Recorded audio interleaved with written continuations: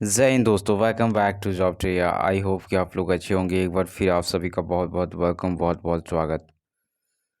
तमाम अभ्यर्थियों के द्वारा जो है जेटेट परीक्षा से संबंधित क्वेश्चंस पूछे जा रहे हैं। साथ ही साथ सहायक आचार्य नियुक्ति से संबंधित जो है फ्रीक्वेंट बेसिस पर यहाँ पे कमेंट्स आ रहे हैं। तो आप ही के इन सवालों का जवाब जो है इस वीडियो में मैं देने वाला हूँ विद ऑथेंटिक प्रूफ के साथ, जो कि यहाँ पे नोटिस के थ्रू जो है चीज़ें आपको मैं एक्सप्लेन करूँगा। जी हाँ दोस्तों, जेटेट की परीक्षा कई कैंडिडेट का कहना यह है कि नवंबर में होगी क्या।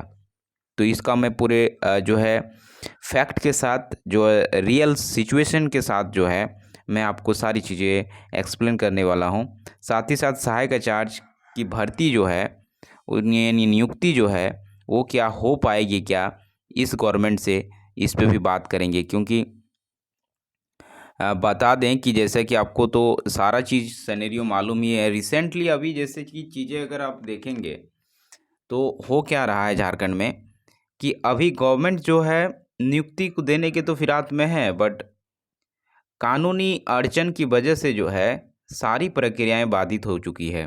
चाहे आप सचिवालय परीक्षा को ले लें या फिर सहायक आचार्य भर्ती को ले लें। हर तरह की ये भर्तियां जो है गवर्नमेंट के मंशा में था कि ये जो है नियुक्ति हो जाए, लेकिन सब कोर्ट केस की वजह से जो है ये सारे पेंडिंग में चली गई है। तो सहायक आचार्य नियुक्ति की अगर बात करें तो देखिए, सहायक आचार्य नियुक्ति ये एक सुप्रीम कोर्ट का जजमेंट जो रिजर्व रखा गया है, वो जब तक वहाँ पे जो है जारी नहीं करेंगे सुप्रीम कोर्ट, तब तक जो है इसका भविष्य अभी कोई कुछ कहा नहीं जा सकता। लेकिन कई कैंडिडेट का ये मानना है, और आप भी इस चीज़ को फील करेंगे, कि अगर नियुक्ति, अगर मान लीजिए अभी अगले मंथ अगर सुप्रीम कोर्ट जो है यहाँ पे जजमेंट को जारी कर देता है, जो कि बहुत प्रॉबल संभावना है कि 1 मंथ प्लस होने जा रहा है, तो ऐसे में बहुत ज़्यादा चांसेस है कि नेक्स्ट मंथ जो है यानी नवंबर को जो है सुप्रीम कोर्ट जो है अपने जजमेंट को यहाँ पे रिलीज़ कर दे जेटेट वर्सेस सीटेट केस का। तो उसके बाद क्या भर्ती हो पाएगी कि नहीं, इस पे बात करेंगे। तो देखिए, मैं आपको जो अभी ये जो चीज़ें जो है इसी से आपको सारी चीज़ें क्लियर हो जाएगी। देखिए, ये जो है आपका आचार संहिता, जैसे कि आपको पता है कि आपका विधानसभा का इलेक्शन होना है, और आपका जैसे ही दुर्गा पूजा यानी नवरात्रि की ये जो पावन पर्व है, ये जैसे ही कंप्लीट हो जाती है, उसके बाद आपकी आचार संहिता लग जाएगी, इसकी प्रबल संभावना है। तो उस बीच क्या क्या क्या चीज़ें हो सकती है।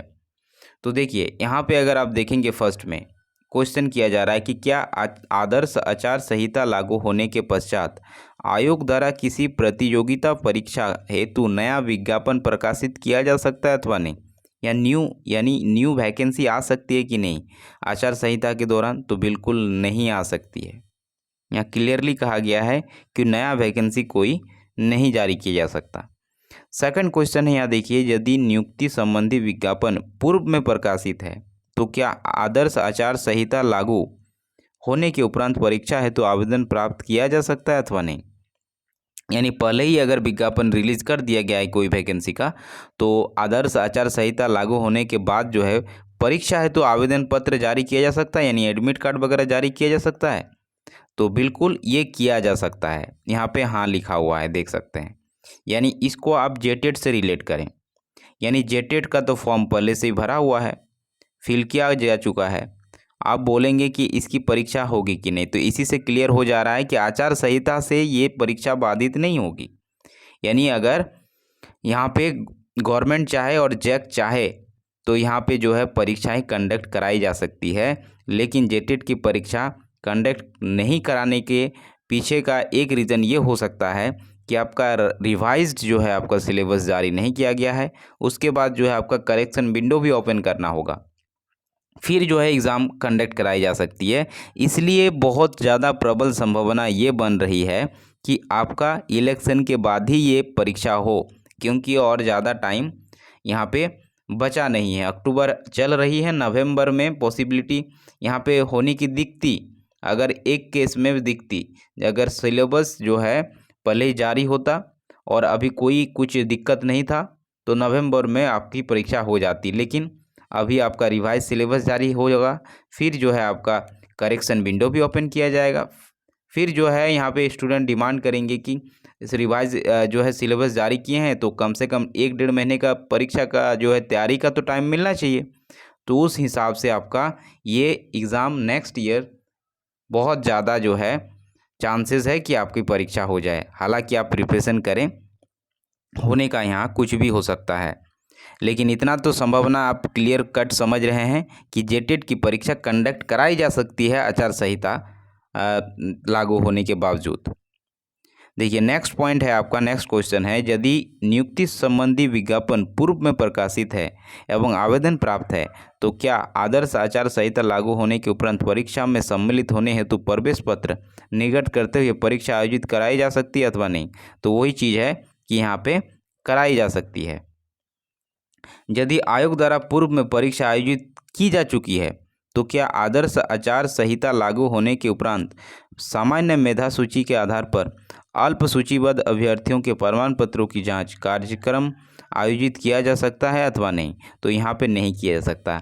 तो इससे आप यहाँ पे क्लियर कट समझ में आ रहा होगा कि यहाँ पे रिजल्ट जो है यानी मेधा सूची यानी मेरिट लिस्ट तैयार नहीं किया जा सकता, और उसका आयोजन का जो प्रमाण पत्रों की जांच यानी डीबी का जो है डीबी यानी डॉक्यूमेंट्स वेरिफिकेशन भी नहीं किया जा सकता, भले ही वो भर्ती पहले से ही क्यों ना जो है परीक्षा कंडक्ट क्यों ना हो चुकी हो।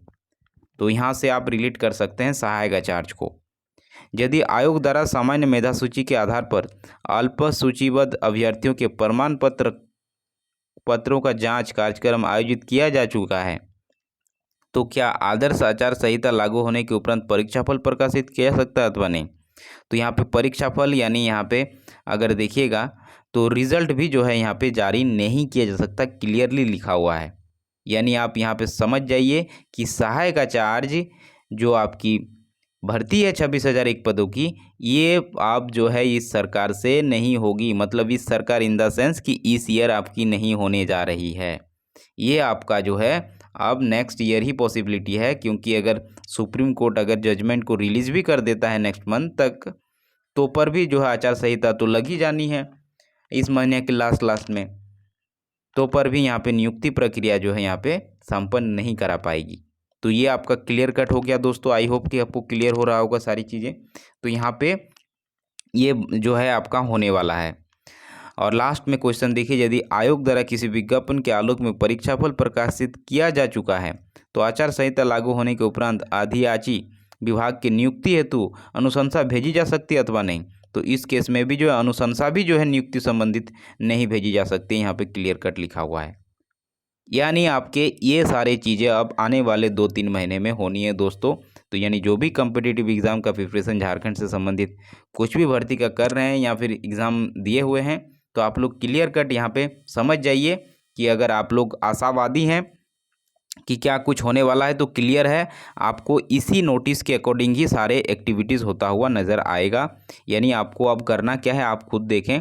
अगला वैकेंसी जो भी है या कुछ भी अदर का अगर जैसे रेलवे की वैकेंसी निकली हुई है तो उस सब में फॉर्म अप्लाई कर दीजिए और उसका प्रिपरेशन करें, क्योंकि अदर वैकेंसी का प्रिपरेशन आपको करना ज़रूरी है। इन सब वैकेंसी पर अभी यही चीज़ देखने को आपको मिलेगी।